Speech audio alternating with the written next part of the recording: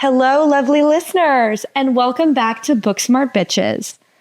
I'm your host, Erica, and today, please get ready for a heart-to-heart on the incredible journey of body kindness.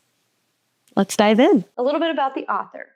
Rebecca Scritchfield is a registered dietitian, licensed mental health counselor, advocate of the Health at Every Size movement, certified exercise physiologist, and an accomplished author and speaker, as well as the creator of the body kindness philosophy.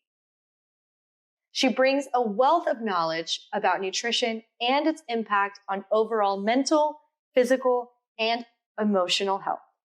Her background in dietetics gives her a foundation to challenge traditional diet culture.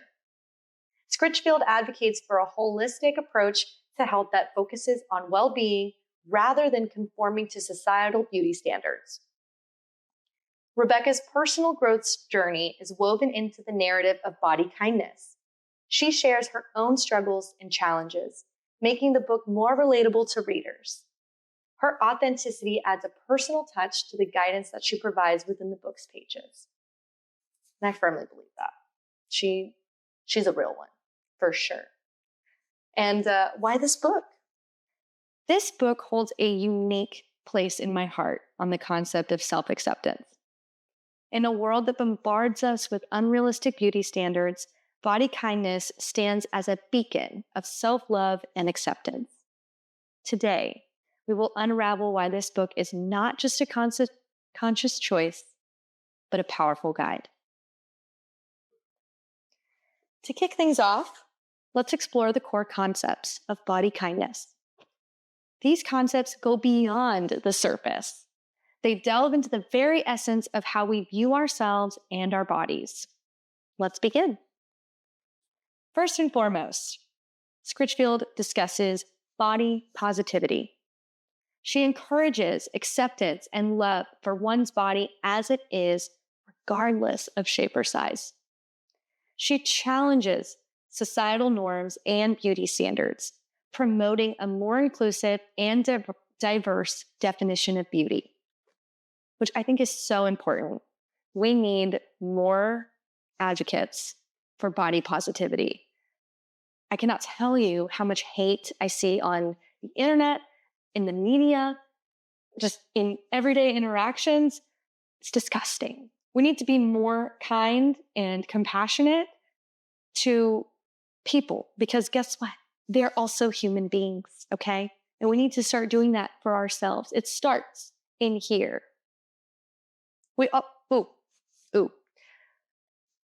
Rebecca also, like I mentioned previously, started the Health at Every Size movement.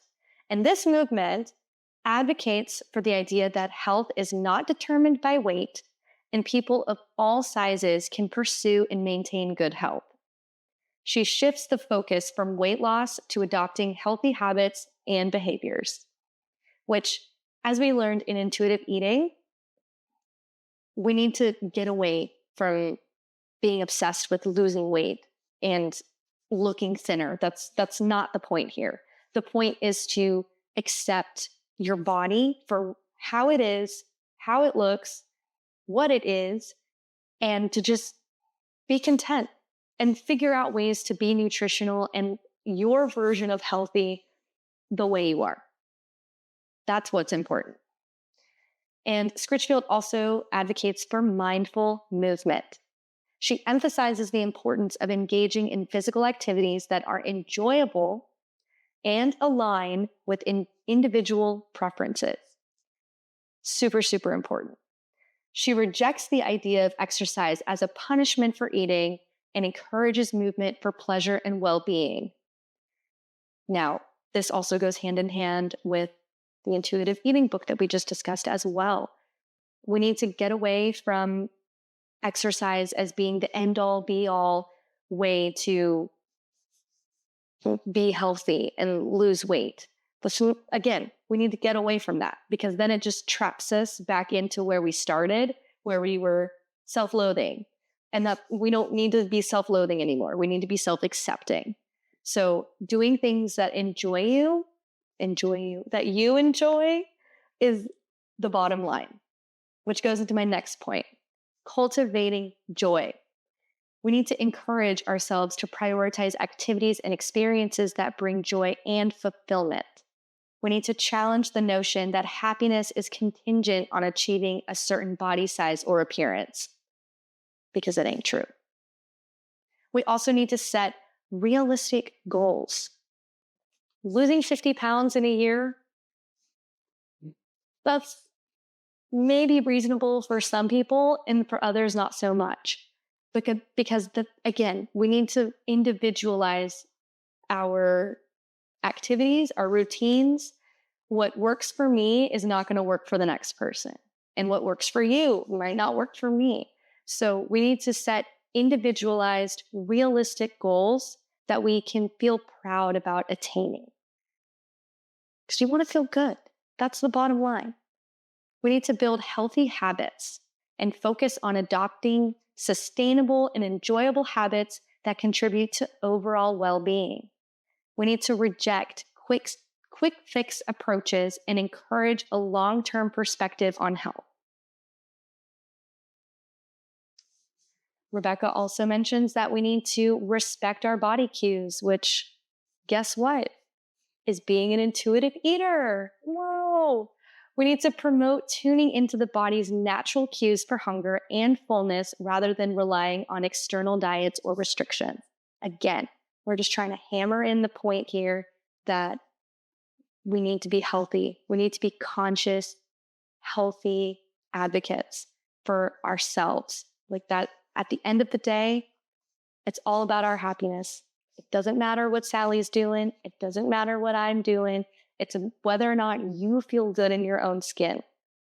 And that comes with respecting your body and its cues. And we also need to foster radical self-care. We need to promote practices that prioritize self-care and recognize that taking care of oneself is an essential aspect of overall health. We need to challenge the notion that self-care is a luxury and emphasize its role in maintaining balance and resilience. We need to treat ourselves. First and foremost, buy yourself a bouquet of flowers. Take yourself out to a nice dinner. Give yourself a nice warm bath. Read a good book, okay? We need to prioritize our own happiness and really just take care of ourselves from the inside and out. Treat ourselves with kindness, compassion. Be your own best friend. And we also need to show ourselves compassion. Scritchfield urges individuals to treat themselves with kindness and understanding, fostering a positive internal dialogue. We need to counter negative self-talk and challenge the inner critic, or in some cases, the food police, that often perpetuates feelings of inadequacy. Now, behind every enlightening book is the perspective of its author. In Body Kindness, the author, Rebecca Scritchfield, is very willing to be vulnerable about her own journey, which in turn adds so much depth to the book. So let's explore some of her wisdom. Scritchfield mentions that she struggles with body image. It's a very adamant challenge that she mentions over and over. The author discusses her own issues with how her body looks and highlights moments of insecurity and self-doubt, which I think speaks volumes, not just to her character, but just to her as an author, as a human being.